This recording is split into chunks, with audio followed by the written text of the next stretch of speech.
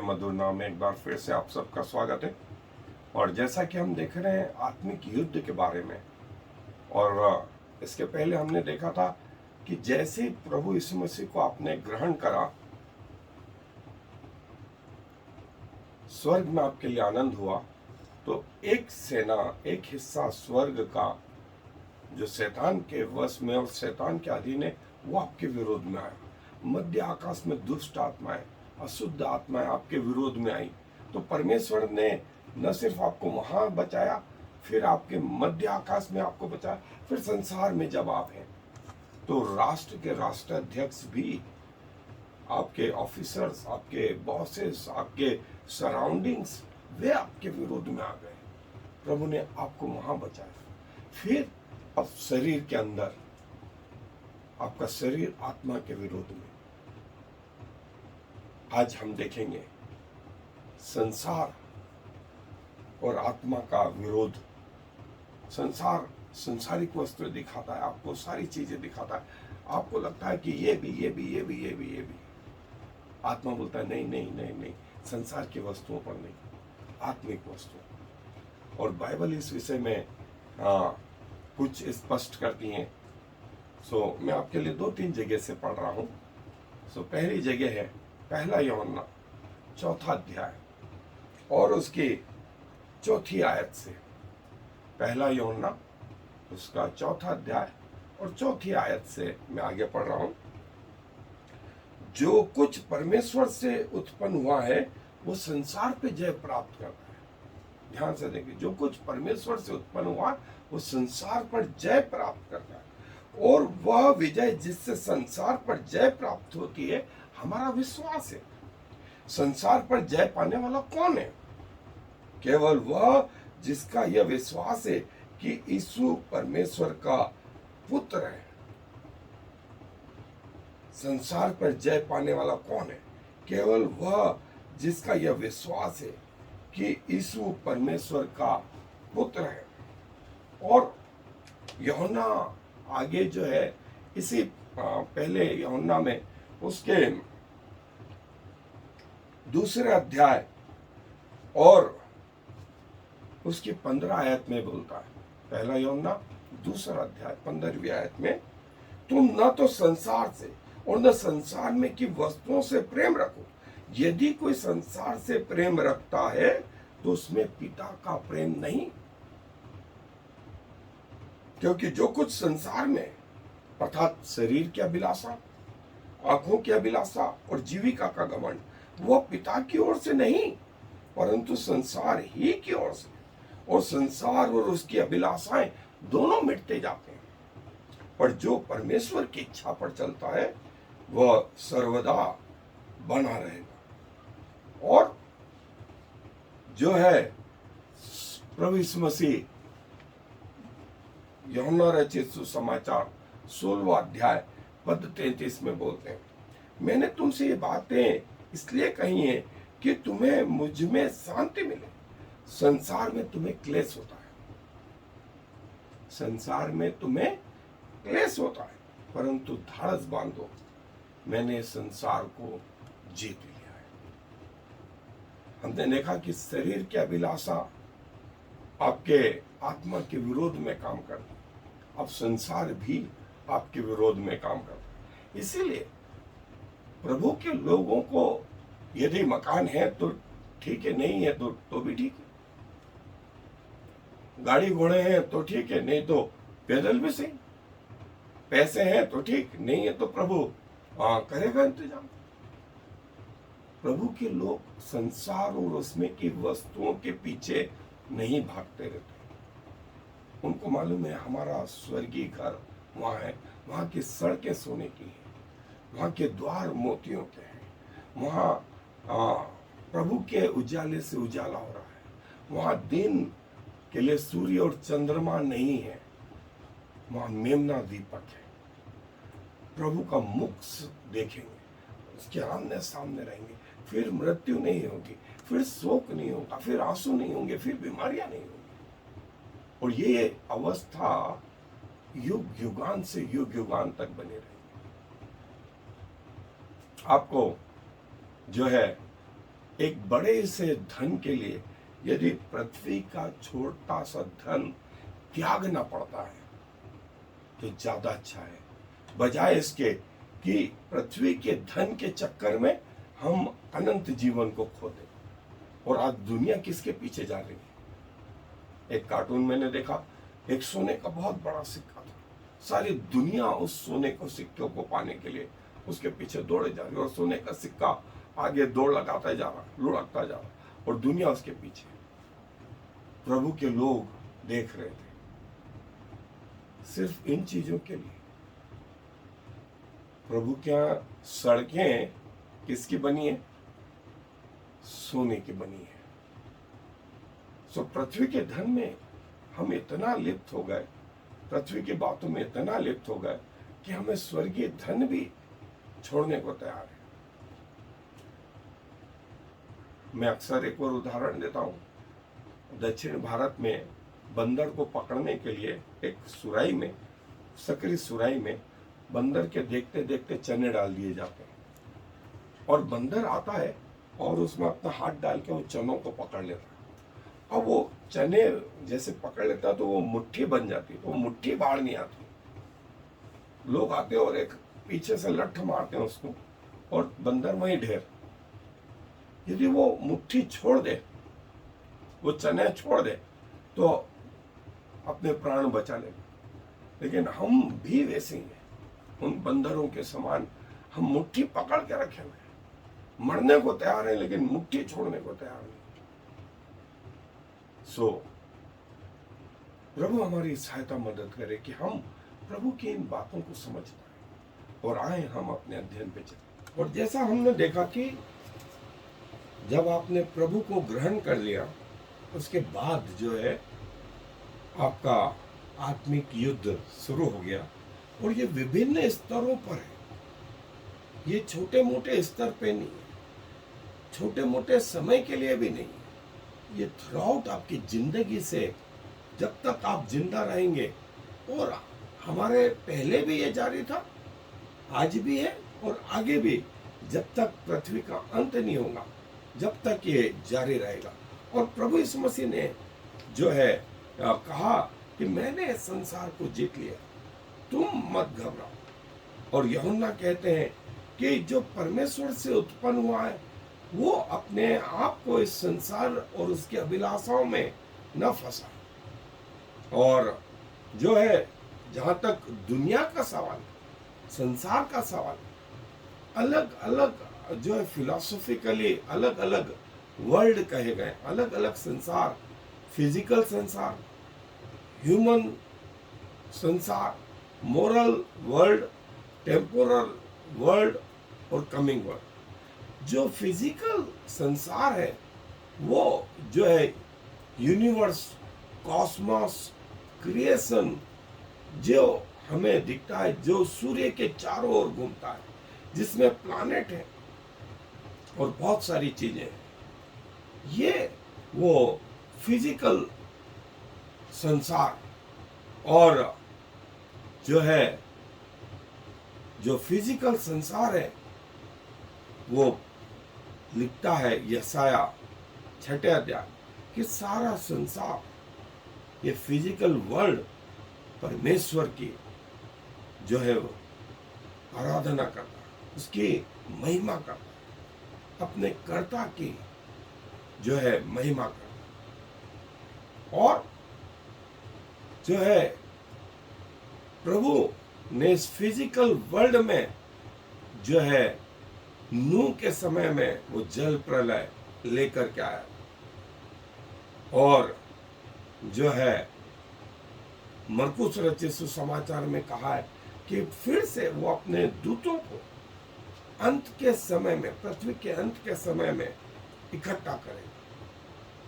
और दूसरा संसार जो है ह्यूमन वर्ल्ड, ड्राई लैंड, जिसमें लोग रहते हैं, जिसमें मनुष्य रहते हैं।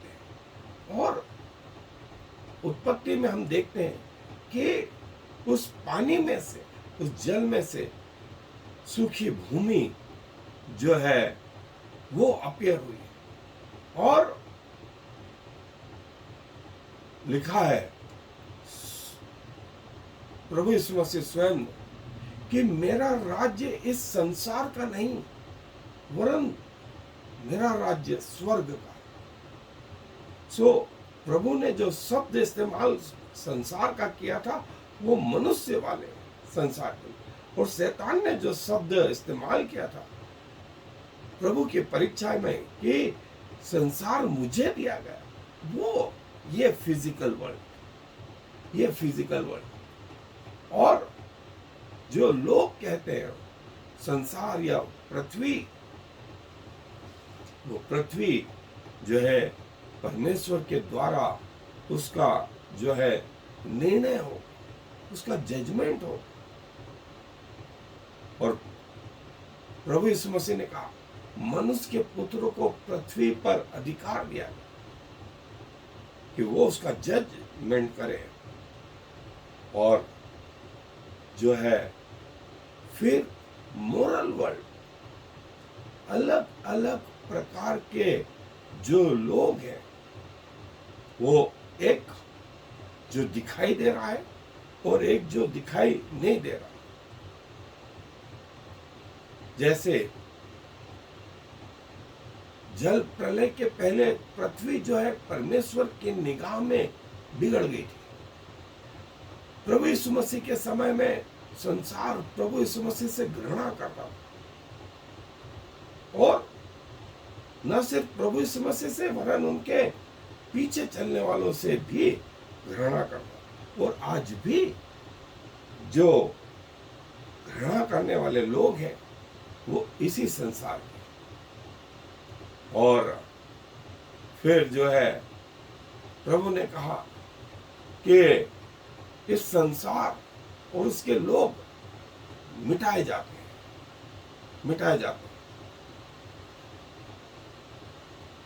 गलातियों में प्रभु का दास बोलता है कि मैंने अपनी अभिलाषाओं को संसार समेत जो है क्रूस पे चढ़ा दिया। और यह संसार जो है पूरा करप्शन से भरा हुआ, शैतानी वर्ल्ड या इविल वर्ल्ड जो परमेश्वर के विरोधी है। और पहला यूहन्ना में यही बात जो है यूहन्ना बोलता है, संसार पे जय प्राप्त कर। और ये जो संसार है ये टेम्पररी है, जो आने वाला संसार है वो परमानेंट है। हमारा यहाँ का जो स्थायी निवास है वो टेम्पररी है। हम कुछ समय के लिए इस पृथ्वी पर आए, हमारा परमानेंट निवास स्वर्ग है। और शैतान जो है वो इस टेम्पररी संसार पर जो है राज्य कर रहा है। प्रभु यीशु मसीह ने कहा मेरा राज्य संसार का नहीं। यदि वो इस संसार का होता तो मेरे लोग लड़ते और मुझे तेरे वश में नहीं करते। पिलातुस को उन्होंने ये बात कही। और संसार और उसकी अभिलाषाएं दोनों मिटती जाती, लेकिन जो प्रभु में है वो हमेशा बना रहे। सो इस संसार पर जो है जय प्राप्त करना, टेम्पररी चीजों पर जो है जय प्राप्त करना। जो शब्द आया है उसके लिए काटाकुरियो, और ये संसार के ऊपर निकायो के संसार पे जय प्राप्त करना। और संसार और उसके लोग समाप्त होते जाते हैं, लेकिन प्रभु का वचन बना रहेगा। और यहीं से जो है हमें चुन लेना है कि हम किस संसार को चुनते हैं। जैसा प्रभु बोलता है कि मेरा राज्य इस संसार का नहीं। सो प्रभु के लोगों का भी राज्य इस संसार का नहीं।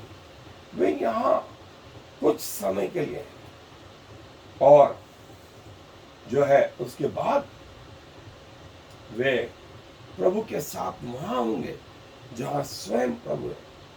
प्रभु यीशु मसीह ने यूहन्ना 14 में यही कहा कि जहां मैं जाता हूं वहां तुम्हारे लिए जगह तैयार करूंगा, कि जहां मैं रहूंगा वहां तुम भी रहोगे। इसलिए अपने आप को संसारिक अभिलाषाओं से बचा के रखें, बचा के रखें। और आंखों की अभिलाषा, शरीर की अभिलाषा और जीविका के घमंड से बचा के रखें। और जो है संसार और उसकी अभिलाषाएं नाश होती जाती, समाप्त हो जाएगी एक दिन पृथ्वी। लेकिन जो इस पृथ्वी पर जीवित या विजयी जीवन जिएगा वो प्रभु के साथ उसके निवासों में उसके साथ रहेगा। अलग अलग लेवल हमने स्पिरिचुअल वॉरफेयर के देखे। स्वर्ग में, मध्य आकाश में, पृथ्वी के अधिकारियों से, फिर हमारे शरीर से, फिर संसार से, और जो है ये विभिन्न स्तर पर आत्मिक युद्ध जो है हमारे मरते दम तक जारी रहेगा। हमें चाहिए कि हम इस आत्मिक युद्ध से ऊपर उठ करके आए। और वो कैसे रहेगा मैं आपको आगे भी बताता रहूंगा। लेकिन फिलहाल ये कि अपने आप को संसारिक अभिलाषाओं से बचा के रखें। पौलुस बोलता है कि जो आदमी, जो सिपाही युद्ध में जाता है वो अपने आप को सारी चीजों से बचा के रखता है। अपने घर की भी उसको चिंता नहीं रहती, उसको तो युद्ध सामने दिखाई देता रहता है। बिल्कुल हमारी निगाहें प्रभु की ओर होना चाहिए, उसके राज्य की ओर होना चाहिए, और हम प्रभु के साथ एक दिन रहेंगे। और इस संसार पे बनते कोशिश हमको रहना इस संसार में ही है, उसी कमल के तरह जो कीचड़ में खिलता है। कीचड़ से सारा भोजन पानी लेता है, लेकिन जब फूल खिलता है तो कीचड़ के ऊपर, और उसमें कीचड़ का एक भी दाग नहीं रहता। बिल्कुल हमें रहना इस संसार में ही है, यहीं से खाना पीना, यहीं से सारी चीजें। लेकिन जब फल की बात आए, फूल की बात आए, उसमें जो है कीचड़ का कोई स्थान नहीं। प्रभु बोलते हैं कि इसमें हमें अपनी दिमागी लड़ाई जो है, शैतान हमारे ब्रेन पे जो है, जहां हमारी आत्मा है वहां काम करता है और उसको कंट्रोल में करने की कोशिश करता है। हमें चाहिए कि हम जो है शरीर में, फिर अपने प्राण से, फिर आत्मा से जो है उससे वो वार करते रहे, युद्ध करते रहे। शैतान का जो डेडलीस्ट वायरस है, जैसा कोरोना है आज के जमाने में, तो शैतान का जो सबसे खतरनाक वायरस है वो ये कि दुनिया को प्यार करो, ये दुनिया मेरी है, दुनिया की हर चीज उपयोग में लाओ, उपभोग में लाओ। और प्रभु बोलता है ये हथियार बांध दो कि शैतान की युक्तियों का सामना कर सको। और ये वेपन जो है हम आगे देखेंगे कि कैसे हमारी मदद करते हैं। आए प्रभु जी धन्यवाद देते हैं कि आप जो है, जैसे जब पृथ्वी के जीवन में थे तो अपने आप को आपने संसार और उसके अभिलाषाओं से बचा के रखा, और आपने कहा मेरा राज्य संसार का नहीं, मेरा राज्य जो है वो अलग संसार का है। और आपने कहा कि जहां मैं जाता हूं वहां तुम लोगों के लिए जगह तैयार करूंगा, कि जहां मैं रहूं वहां तुम भी रहो। सो प्रभु, जब हम इस पृथ्वी के जीवन में रहते हैं पिताजी, हमें हिम्मत दे, हमें ताकत दे, हमें समझ दे कि हम संसार में रहते हुए भी संसार के न कहलाएं। हालांकि इस संसार की सब चीजें जैसा वो कमल का फूल जो है सब चीजें वो कीचड़ से लेता है, लेकिन जब फूल खिलता है तो उसमें कुछ भी वो गंदगी नहीं होती। प्रभु हमारा जीवन भी ऐसा ही हो, आपको भाने वाला हो। हम अपने आप को आपका होने के लिए समर्पित करते हैं, और प्रभु जब आपका राज्य आए हमें अपने राज्य में इस्तेमाल करें, ग्रहण करें, क्योंकि ये विनती प्रभु यीशु मसीह के नाम से मांग लेते हैं। आमीन और फिर आमीन। יברכך יהוה וישמרך, יאר יהוה ויחונך, יישא יהוה פניו אליך ויעשם לך shalom. May the Lord bless you and protect you. May the Lord smile on you and be gracious to you. May the Lord show you his favor and give you his peace.